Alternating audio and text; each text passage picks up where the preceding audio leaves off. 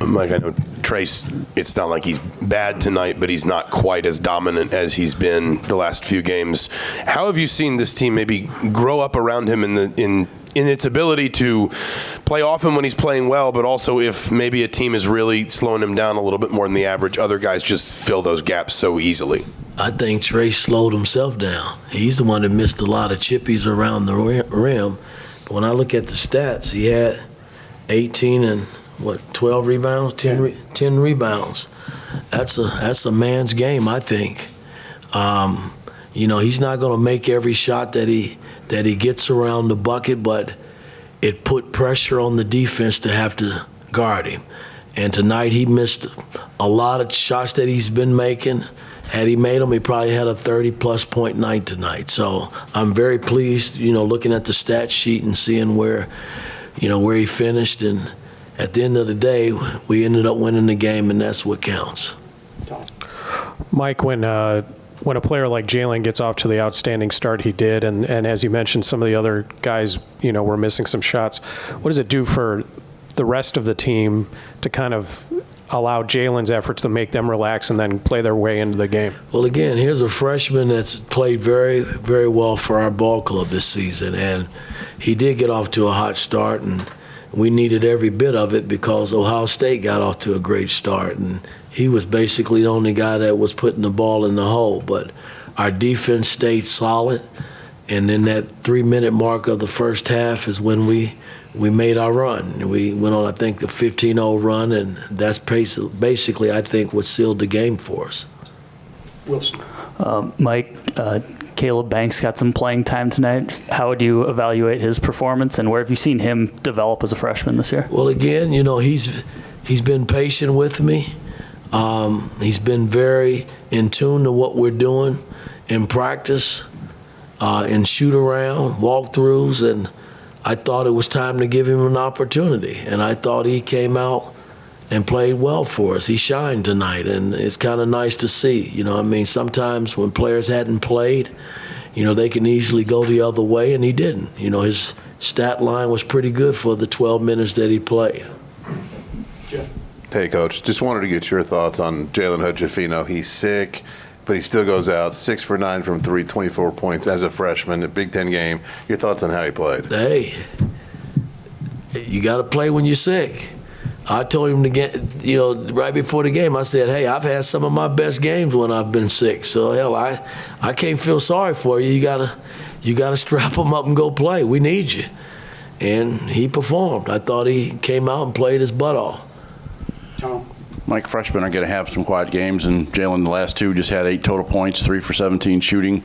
How was he mentally, though, through all of that? And does he talk a lot to you, others, or how does all that go when he has a couple quiet nights? Because certainly exploded tonight. Again, I haven't had a whole lot of conversation with Jalen when it comes to, the bad performance. I don't call them bad performance because you're still winning, and he's doing other things besides scoring. He just hadn't put the ball in the hole the last couple of games. But, you just try to pat him on the butt and tell him that, hey, you're doing other good things for us. You're getting the ball up the floor. You're getting the ball in where it needs to go from an offensive standpoint, and defensively you're battling. He's gotten some rebounds, based on his position that helps us. So I can't complain, anything he's done. When he messes up on the court, I'll let him know. Coach, sticking on Jalen, what's maybe one of your favorite personality traits about him as a player, as a person that might influence his play on the floor that you've seen so He far? just listens, man. A lot, even when I challenge him, he listens. And he doesn't bark back.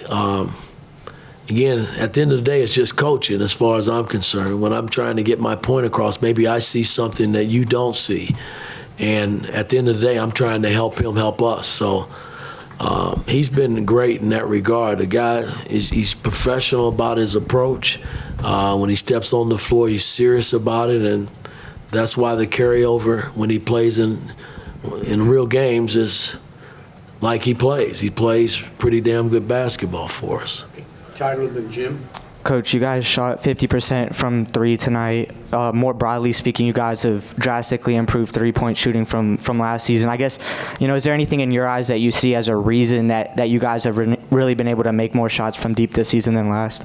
Work, putting in the time. You know, and that started this summer. You know, guys knew that they had to improve, you know, from the three-point line because we weren't very good last season.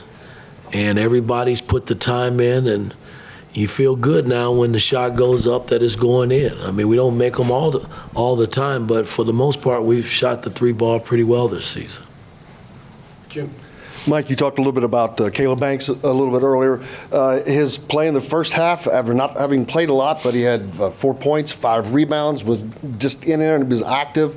His hands was all over the place, trying to get rebounds. And then second half minutes. How impressive is it for you to see a guy who hasn't gotten to play much, but he gets his shot and makes the most of his minutes, as you like to say? Well, it means a lot because that lets me know that coaching has helped him. You know, my staff has done a tremendous job in terms of trying to bring these young guys along. And, you know, everybody's not going to be like Jalen Safino and Malik Renew. And, you know, it's been a slow process with him. But tonight I thought he responded. You know, I felt good about putting him in the game. I don't know if my staff did, but I called the shots when it comes to that. And I played him, and he responded. And I'm going to go in there and pat him on the butt again because I thought he played his butt off. Mike, and then Todd will have the last question. Coach, you mentioned the 15-0 run to in the first half. That was 5 minutes. You held them scoreless to close out the first half. Was it defense that was the key to that run? Or that had a lot to do with it. We got stops. You know, I came in out of the timeout. I'm like, guys, we just sitting here trading buckets, you know, and we can't trade the rest of the game. Somebody's got to make a stand. And we came out of that timeout.